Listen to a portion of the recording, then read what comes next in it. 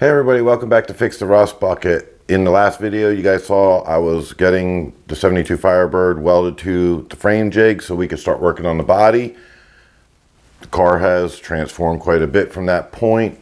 The interior of the trunk and obviously the front end, we have everything off the car that we need to take off. There's a couple of small pieces on the doors that I'm not going to take off right now. I'm just going to save them there for later on being restored or replaced. I have no room left to store anything. With that said, like the title says, this car is a one of one. We'll get more into that later in the video, but right now let's get into where we're at, what's the next steps, and getting this the front clip here removed from the car so we can actually start working on the body.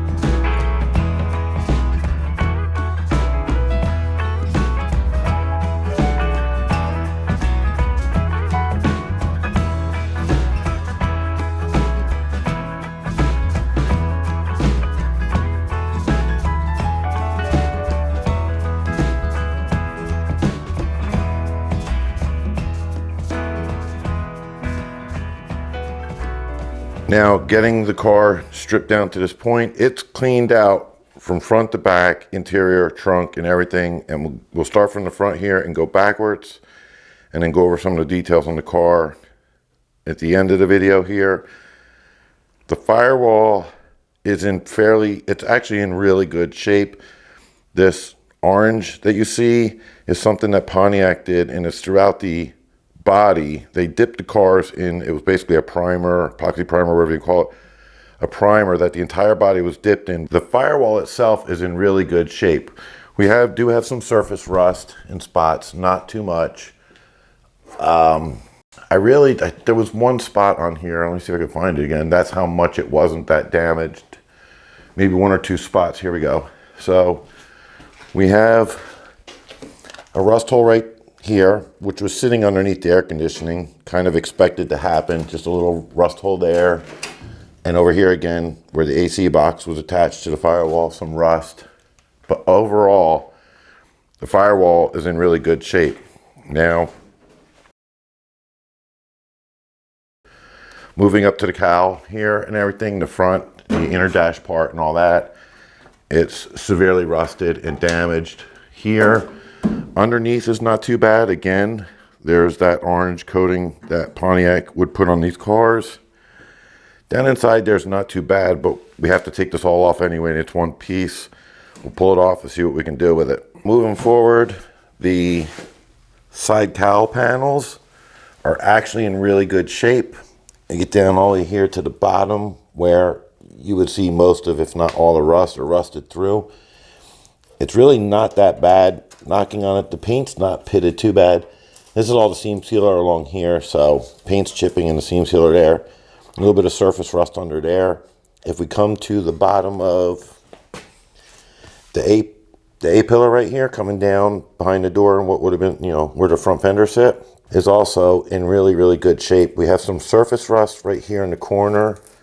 But along here, even where the pinch welds are at, and the bottom of that A-pillar, it's real solid.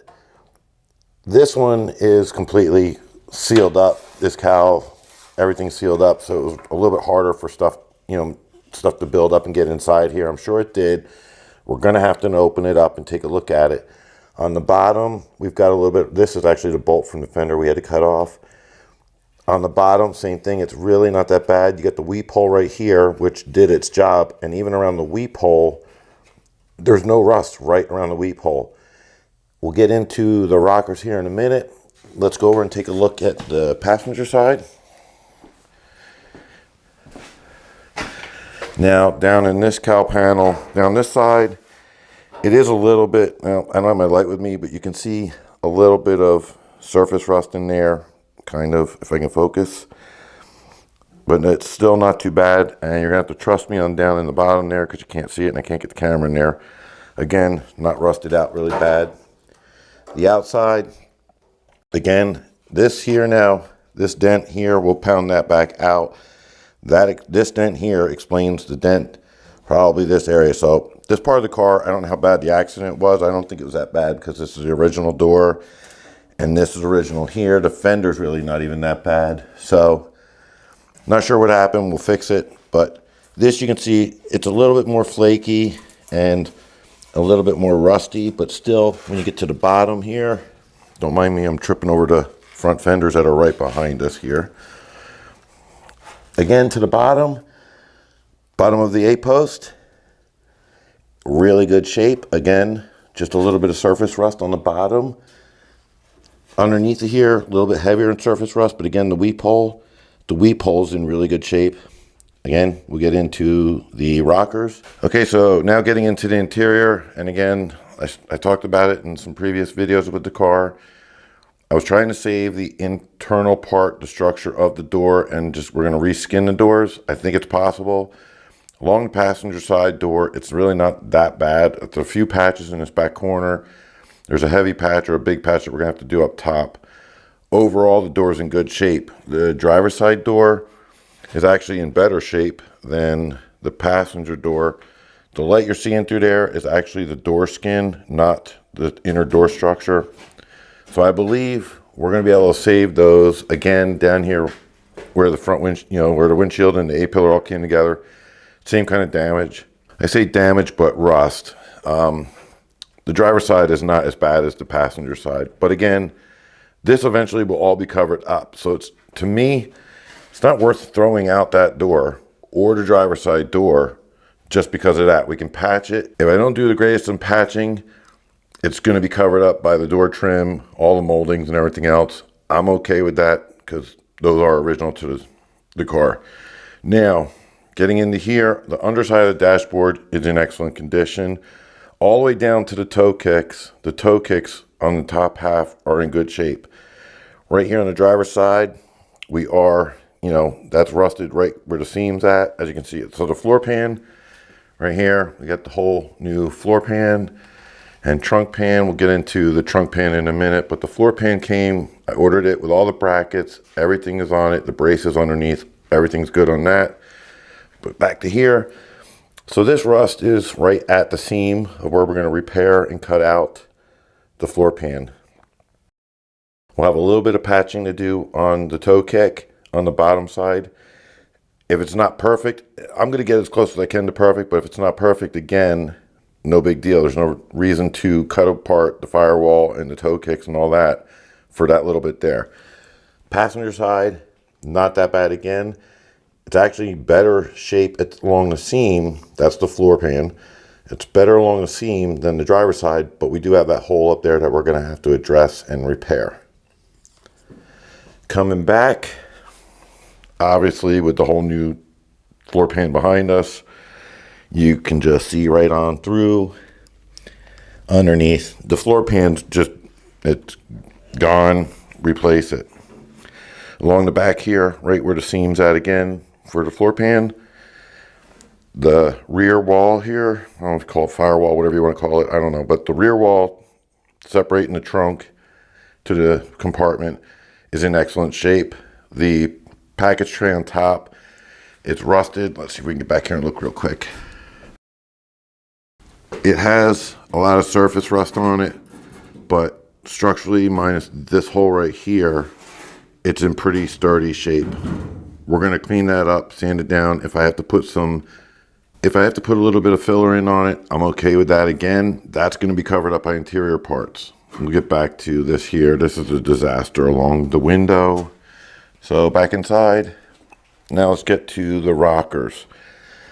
The outer rockers, and I could take it underneath here again, but the lighting is pretty poor. It's very poor. See if we can get you. There we go. The bottom of the rockers are not in bad shape. Again, they had some dents in it, and the pinch welds were folded over from where it was jacked up over the years. I mean, the car's 54 years old. They got folded over, but it's not anything we can't fix. So the outer rockers and the passenger side is pretty much in the same condition as the driver's side. The inner rocker is in really good shape. This is all surface rust here. Here's the other part of the outer rocker where the two, the inner and outer, are pinched together. Both sides are pretty much in the same shape. They're really good. And even back here where all of the water was collecting over the 5 years this car sat in an open lot. So far, the only damage or the heavy damage or rusting that I'm finding, it's not really damage. The heavy rusting I'm finding is right from there to there on the inner rocker on the passenger side. And it's heavy surface rust, but it's not all the way through. I am going to cut the outer rockers off, and we'll eventually find what location. I'll show you where. We're going to cut the outer rockers off, save them, get inside, clean out the rust, whatever's in there, probably rat's nest, because I came across a bunch of that throughout the whole car, including a rat back inside that corner. We're going to get that all cleaned out, eventually epoxy primered and cleaned up, and then we'll re-put the outer rockers on, and we'll look and see how bad the rust goes through on the inner rocker. And if we need to replace that patch panel, we'll do whatever we need to do, patch that in, again, under the carpet and all of the trim work. Now, coming back up front real quick, I was able to, you can see inside here, and same thing on the other side over here. Not a lot of really any rust in there, and that's because, here we go, the rear inner wheel tubs or wheel wells, that is that orange-ish colored primer, just like all along here. that Pontiac put on. Now, plus, both of these have the noise dampener material that they sprayed on or glued on, whatever, still attached. That side flaked off. The passenger side was all flaked off a lot more than this side, but looking at that, you can see from seam to seam, top to bottom, and that shot right there, they did the same thing over here, seam to seam and down there. So I'm assuming we're going to run across the same thing underneath here. Really good shape. Those, just even looking out from the wheel well on the outside, the inner wheel well, surface rust, they're coated. Oh, I got to buy some new lighting.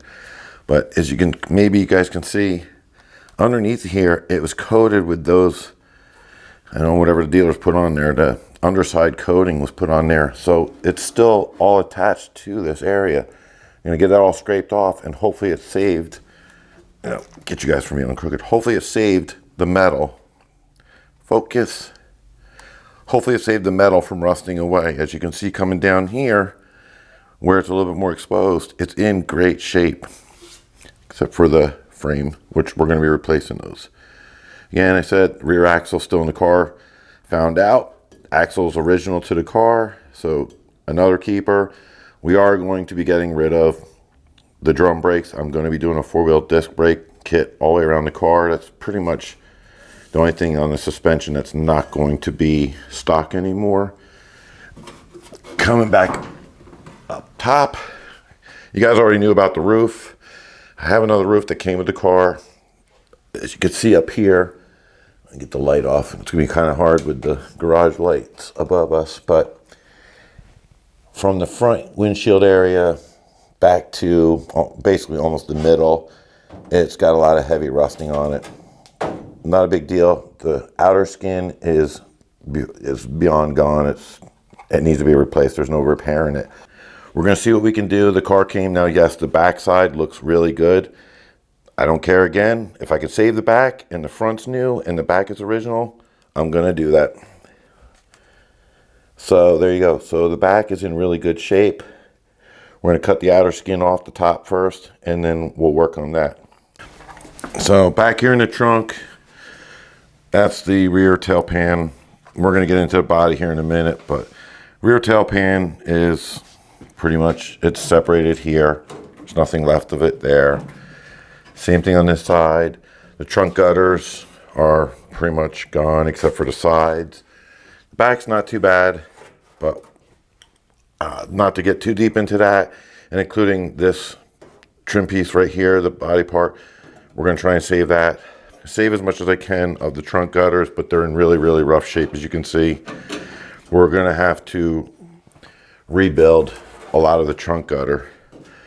The rear panel is just, the whole thing is completely gone. The one that's on the inner part, again, rusted away. But let's get into the trunk.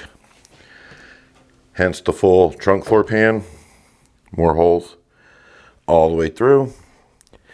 The condition of the frame rails on both sides, you can't see them, but this is right about where they are. They're gone. They're beyond rusted away, and you can actually see where right here on the trunk lid, this is part of the whole starting point of this. Right here is the gas tank bracket, but then right underneath of it, this rust penetrated right through to the frame rails.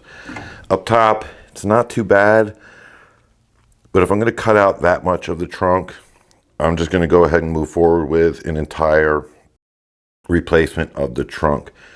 Again, here on the back side of the wheel tubs here, and even the support going back up to the back end of the package tray, it's in good shape. So I'm gonna have to sit there and surgically remove everything.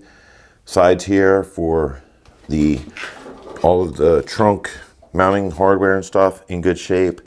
And believe it or not, here we go, the trunk drop downs on both sides, driver and passenger, which you can kind of see a little bit, they're not in bad shape. The underside of them might be in a little bit worse shape than what you can see, what I can see right now. I haven't really explored on the underside of it, getting up in there.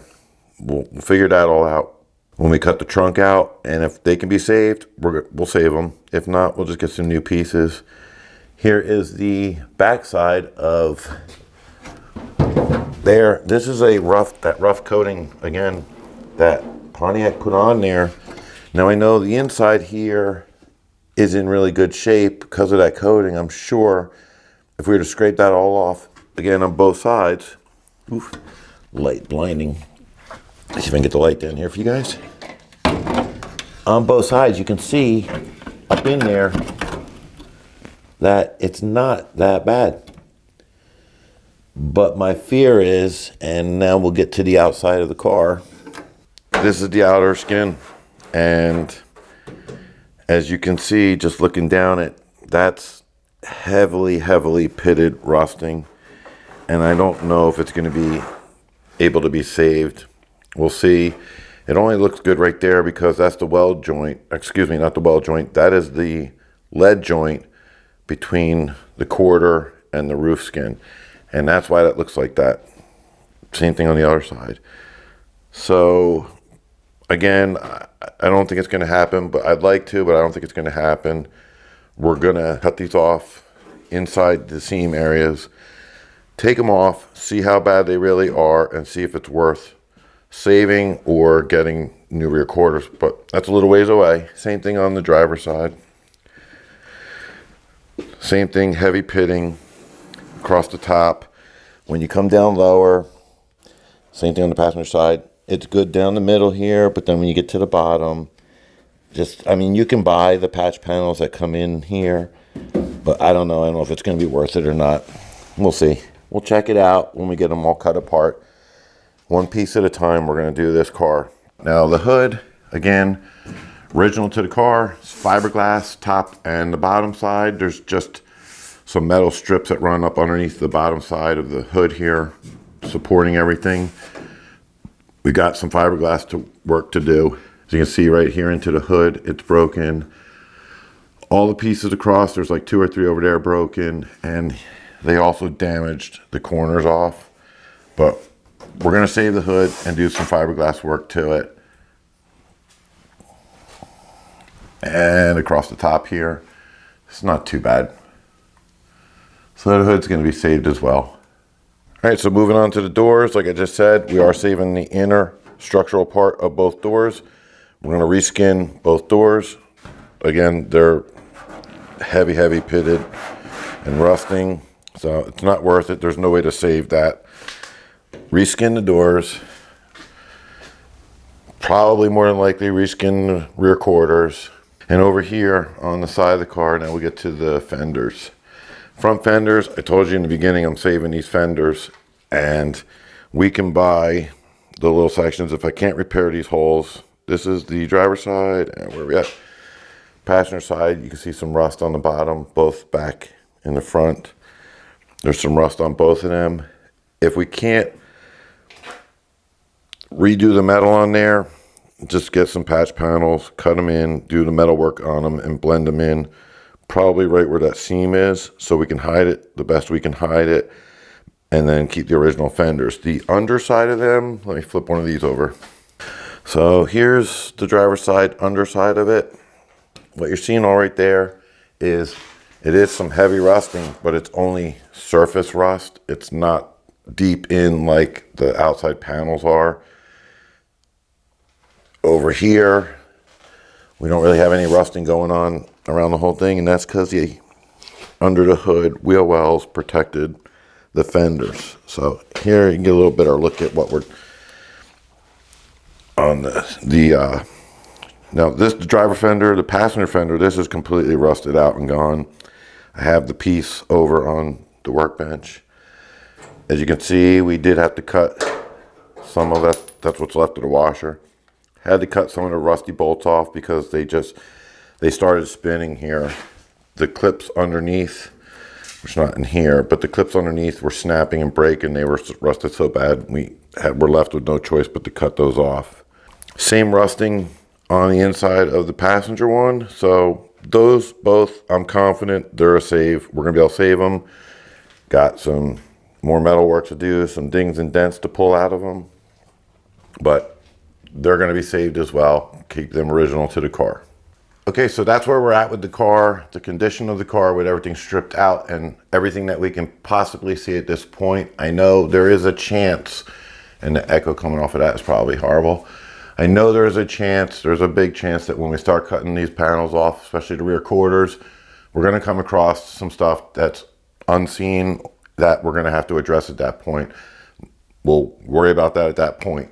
So right now, I've got the 2 brake lines over here. I got to get them cut away because we are going to weld some more of this 1x1 square tubing from the jig up to the bottom of the torque boxes and actually weld the torque boxes to that. That will secure from the firewall back. The rest of the car will be secured. I'll bring it underneath and I'll show you when we get under there. I'll get under there with the camera. I'm going to weld 2 more locator pieces of brackets, I guess you would call it. Just like these up here in the front, I showed you to locate the inside to keep this square with the car. On the back side underneath of the clip, we're going to do 2 on the outside. That'll keep it square side to side. Front to back, I'm not worried about that because you only have 4 locations that you can mount this car to. And it's from the manufacturer. I mean, nothing was ever perfect from the manufacturer. We have to get it close. The 4 mounting points for the front clip and the body will locate it front to back, and we're still going to have to adjust it slightly with the measurements we have off of the books that I purchased for the car, the mechanical book from the manufacturer, plus the body book that I bought from there. We have all the measurements, but that'll get us close enough to get it right back to almost where it needs to be and then fine tune it. So right now, I'm going to get rid of the microphone, get everything set up. I got to dig out some more square tubing, get it cut, and weld it to the car. Once we're done getting that completed, I'm going to come back and go over the information we found on how we found out this car was one of one. Again, it's not one of one from the manufacturer. I'm going to go over all the details and the numbers. So with that, let me get underneath and start cutting and welding.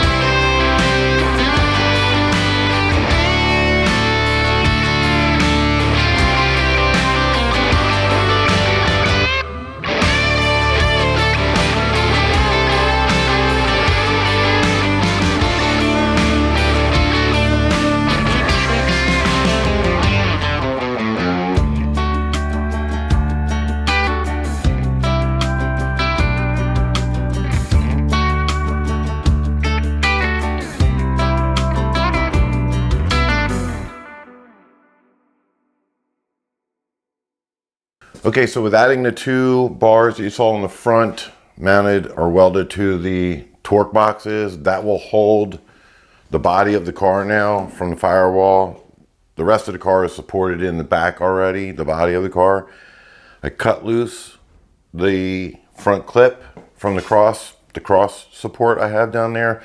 And if you saw, I forgot to turn the camera on over there, so I'm not sure how much you saw. But these, like again, I said, are on the inside of the frame member here.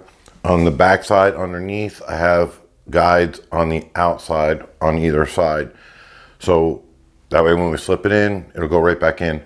I've got to get the body mount bolts out. Fingers crossed they don't snap off, because if they snap off, I do not have a torch to cut them off, or, you know, with the torch cut them out of there, and I'll have to get a new game plan. But with that said, I'm going to go ahead and get the engine hoist out so I can hook up to this to hold the weight, get them unbolted. In the meantime, I'm going to roll some video of what it took to get the rest of the front off, the core support, fenders, and whatever else was left up front here. So while I get everything set up to take this off, go ahead and take a look at that, and then we'll be right back.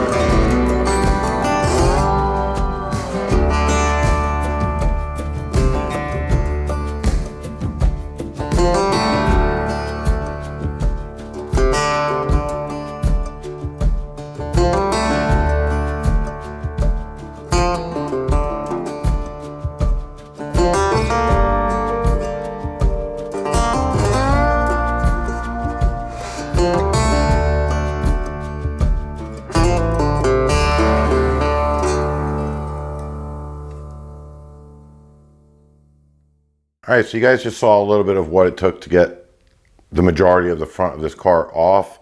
A lot of the bolts, or not a lot of them, but a lot of the nuts on the backside of some of the bolts, those clips that hold them on were snapping, and there was no way to access them, to get a hold of them with a wrench or even a pair of vice grips. So I had to cut them off from the outside. I carefully cut around the fenders to do the least amount of damage inside those wheel wells. I think I did a pretty good job on that part. Also, you saw the front body mount, or the front clip to body mount bolts, same thing.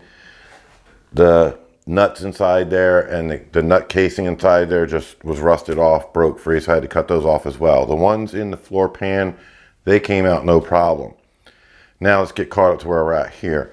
As you can see, this is out. I ran into a issue. I kind of got myself stuck in a bind getting this out, and I'm going to explain that to you so you don't make the same mistake. If you're following kind of what I'm doing on a chassis jig build here and everything, you don't make the mistake I did. And that is up here in the front, like I was explaining, the two pieces I added to, basically the parts from the front and the rear that I used to line up the front clip going back in the car later on down the road, side to side more or less, trying to make it easy on myself to make it as square as possible. If you see on the ones in the front here, I had to cut them down, and in the back, which I'll grab right now and show you, I had to take the piece here, which if you check one of my other videos out, you'll see me, I welded this piece up. These were just added in this video, these end pieces. But I had welded this up to the frame jig, and this was resting on the bottom side of the front clip in the back. So the problem it caused with trying to get the front clip out of there, was the two front ones were on the farther outside where the clip comes back out. So I wasn't able to slide the clip forwards because they were hitting right inside. You can see there, they were hitting in here. Well, also, I made them too tall. I couldn't lift it up over them because when you get down in the backside here where the firewall's at, that front clip mounts right to, right to the firewall, bolts to the firewall. Third problem was the bracket I just showed you, where the front clip in the far back underneath where it bolts to the floor pan was sitting on top of that bracket. Well, that didn't allow for the front clip to fall down so I could pull it all out. So it's not really that big of a deal.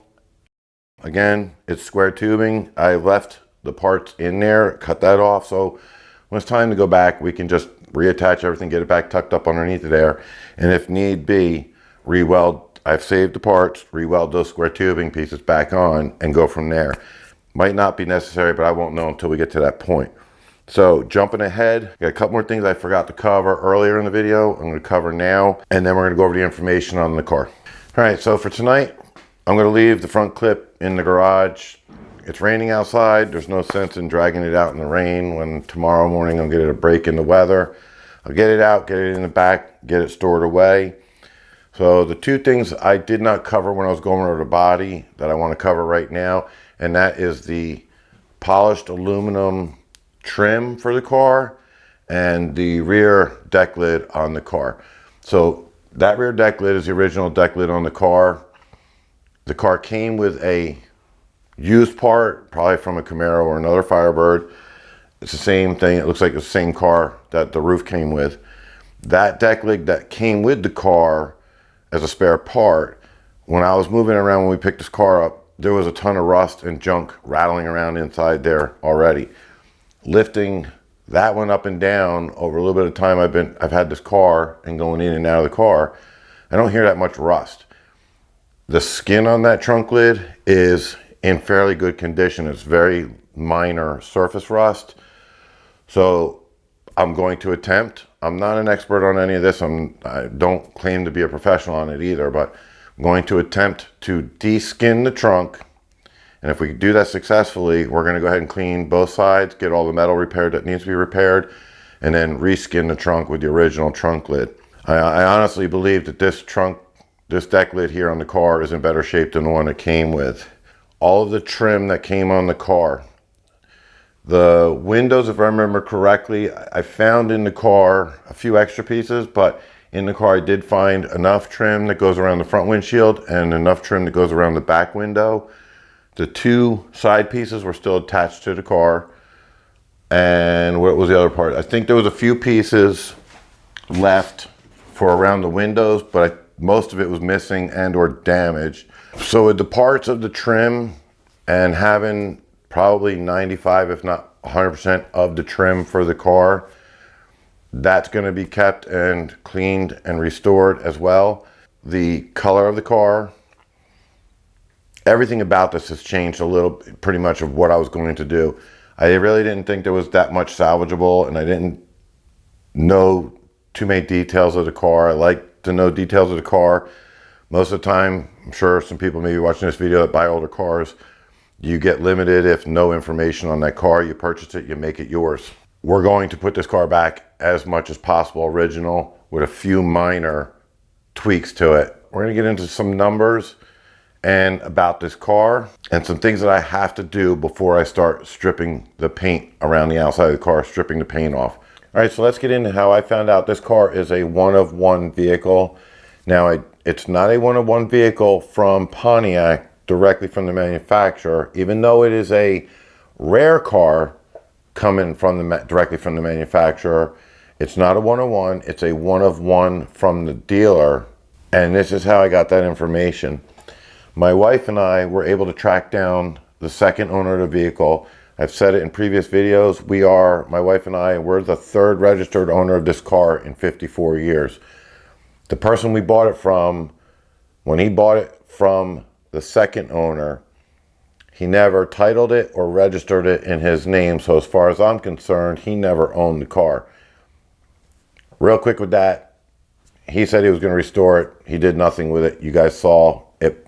I told you and showed you pictures of it. His car sat in a chain link fence lot in downtown Birmingham, Alabama for 5 years when I found it, and was lucky enough that I was able to trade my truck for it and get it out of that chain, that filled up weeded area, and get it to where it can have a new life. So he was going to restore the car. He did nothing with it. My wife and I did. These are just two of probably many pages I could have printed out of our conversation talking to her once she was gracious enough to answer us, and she confirmed, based off of pictures and the information we gave her where we found the car and everything, she was able to confirm that this was her car that she bought back in 1980. Now, real quick, just on the car itself, for people that don't know, back in 1972, GM had a 172 or 174 day strike, which limited the amount of cars coming off the line. Let me get to the numbers here because I'm not going to remember these. So with the strike, the Pontiac Firebirds, now this is including the base, Esprit, Formula, and the Trans Am models, they only produced 30,000 or roughly just under 30,000 of those vehicles out of the manufacturer before the strike. When the strike ended, it was too late in the year. They had to scratch whatever 72 models were on the line and start building the 73 models because it was then ready for the next year to come out. So now, out of the 30,000 Firebirds that were made, only just over 2,500 of those were Formula 350s. Now, out of the Formula 350s that were made, only 1,462. Now, anybody, you can fact check me on this if you want. I might be wrong. I'm basing these off of the information I got off of the, the Pontiac Preservation Society, Association page or something like that, and just a ton of Google searches through GM information and a bunch of other stuff. But anyway, back to the numbers. So out of the 2,524 350s that were made, let's go here. 1,462 of those were automatics. Now this car is an automatic, so only 1,462 automatics were made. The remaining number out of the 2,524 was 1,062, which was the manual Firebird 350s made. So from that point there, those numbers there, GM stopped keeping track of what information I'm going to give you now. They did not track this information going out of the plant. So out of those 30,000 cars, or just under the 30,000 vehicles that were made, the base model and the Esprit model, those were the only two that came with stock air conditioning, I believe it was. And one of them, or both, I don't think the base model did, but the Esprit came with the rear spoiler. So the Formula 350s did not come from the manufacturer with AC, nor did they come with the rear deck spoiler on them. You had to order that separate. So either you, the dealer, needed to know or wanted to order them with the air conditioning and the spoiler, or one or the other. Now this car here, the one that we have, was ordered, I don't know if it was ordered from the original person that purchased the car with the dealer, if they'd asked for it, or if it was ordered directly from the dealer. I believe it, and the information I dug up on the dealer, I'm going to go with that the dealer, for now, I'm going to go with that the dealer is the one that ordered this with factory air put into it and the rear spoiler deck put on it. Again, Pontiac did not track how many formulas went out of the plant with the air conditioning added and the rear spoiler decks added, so there's no way to know, out of the 1,462 of these that were produced, the automatics, there's no way to know how many had factory AC and the rear spoiler, or either or, added to the car. The dealer was out of the town right next door. I didn't write down. Town right next door, out of Lebanon, Tennessee. Originally, the father, which is the grandfather, the father started a dealer back in 1938 as a GM truck dealer only. And then it was in 1968 when his son, they moved up the road into Lebanon, Tennessee. And they came, the name of the dealer at that time was now called Porter Pontiac GMC in Lebanon, Tennessee. So from 1968 till, I did not write down the year when they stopped. Well, anyway, so in 1968 they moved to their new location. That's the badging that's on this car. And this car, so the badging on this car confirms the car came from, plus the paperwork I have confirms that the car came from this dealer. Now the son, when they moved to the new location in Lebanon, Tennessee, the story I read about this dealership was the son saw what was going on back in 72, 71, whatever it was, the late 60s into the 70s, what was going on with the muscle cars. And I did write down in here somewhere, they were actually known, it said right here, I found out, the Porter Pontiac GMC in Lebanon, Tennessee actually became regionally known for selling high-performance model vehicles of the air and customizing what they saw coming in the muscle car air. Kind of basically along those lines. Now that's where we get into this car being a one of one. This car here, and I'm going to have to take you guys around with the camera to show you, the son eventually, when they got this car, customized this car to make it one of one. The paint color in this car is stock. It's paint code 5757. It's a where is it? The Brasilia gold poly color. And I'll show you a spot where it's actually in really good shape still from under the fender and the door. So the color of the car came from the manufacturer like that. Now, also, only in 1972, this paint code, color code 5757, the Brasilia Poly Gold, Pontiac only put it on the Formulas and the GTOs. They excluded it from the Trans Am line, separating, the way I read it was separating the styles of the cars, or whatever it was they were calling it. They were trying to make things a little bit different.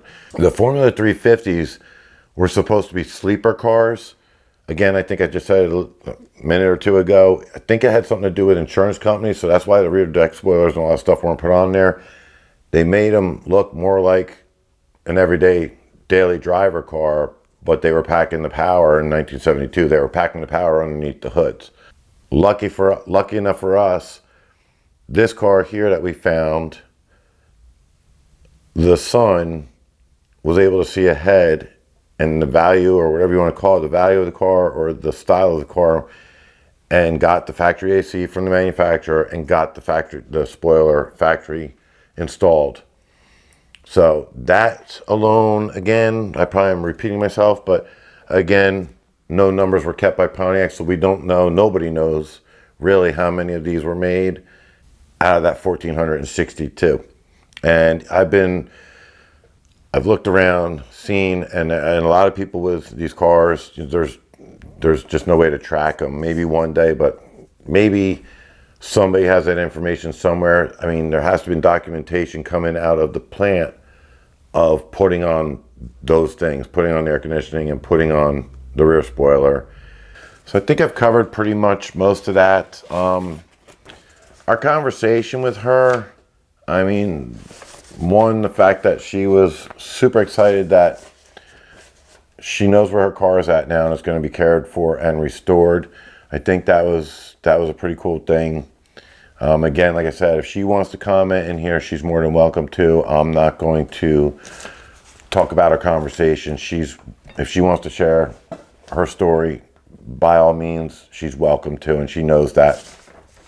She's going to follow the restoration, and my wife and I did make her a promise that when this car is done and running, we're going to get back to where she lives, go back to where she's at, and we're going to let her take it on the road again. That I'm looking forward to. I hope she sticks around for the whole build and continues to chime in on things or more information that she might find out. She shares with all of us because I'd like to know more about the car. But let's get into the paint scheme on the car. Was done by, wow, goodness gracious, Paul Porter, the son of the father. And then I believe his son also worked with him at the dealer too, or was part owner of the dealer. So the three of them together, 3 generations there. The black striping you've seen in some of the videos on the car, and I'm going to show it to you again here. All of the black striping was done from the dealer, and it's not stickers. Like, I wasn't even paying attention to it. I just assumed it was decals or stickers put on the car. It's all custom painted from the dealer. I'll show you that, and that's going to delay me just a little bit on, I've got to map out the front fenders, the doors, rear quarters, and along the roof line before I take any paint off this car. That's how we've decided what color the car is going to be. And talking to her, the second owner of the car, she's helped us make the color choice. The car is going back to the original color, and it's going back to the original striping painted on, plus the center gold reflective stripe that was put on by Pontiac. Let me take you over. We'll take a look real quick at the striping on the car, and also I'll show you the color of the car the best I can. 54 years old. It's faded a little bit, but it's a really cool color, and I think it's going to look nice when it's finished. Oh, and so one more thing before we go look at the paint on the car. Since this car came with factory air, this is the factory control system from Pontiac that they would install in the cars with the factory air and everything. I was able to get it out in one piece. It looks horrible on the top side from sitting out in the weather for 5 years. The underside is not too bad. The face of it, all of the letters, and I don't know if you really can see it in this video. I don't think so. But all of the lettering, you're gonna have to trust me on that right now. We're gonna do a video on just restoring this. All the lettering in there, none of it is faded or really distorted. There is some white, I'm hoping, just some white milky stuff from sitting out in the weather, but it's all on top of the black paint, which we can cover up. But all the lettering from the off all the way to defrost, high-low, everything is crystal clear and not ruined or distorted. All right, so let's head over to, well, you can see it right from here. So right down the middle of the front fenders, that gold reflective striping there, the passenger door, and it ended back at the rear marker light. That and the color is what came stock from the manufacturer. So now back to the front fenders. This is all black paint, put on by the dealer. There's a top stripe. You can see how it kind of goes down around the front marker. Bottom stripe. The doors, let's go back over here because I believe this door is going to be in better shape to show you.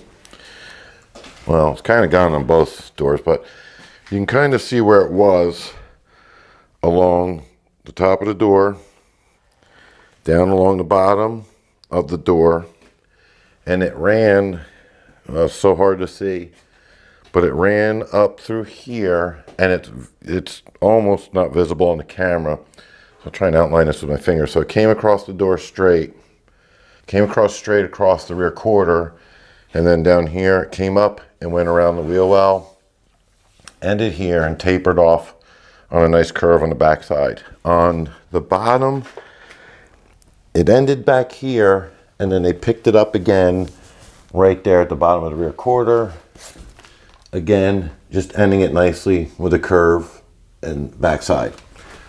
But the rear spoiler has it across the back of the rear spoiler and down the two sides. The hood, that is all black paint on the hood. And now the driver's side, I believe, is going to be our best option to see what goes over the window and down to the rear quarter. Yeah, that's our better option over here. So on the driver's side, you got the single stripe and then the thicker stripe. It runs up along the window. You can see that? Runs up along the window, and let's get the hood out of here. That'll help. Comes across the window here, and then as you can see, goes back down across here, down underneath, ends, and then there. I'm going to show you, this was the best spot I could find on the car. The passenger side is not as good inside the area here of the A-post.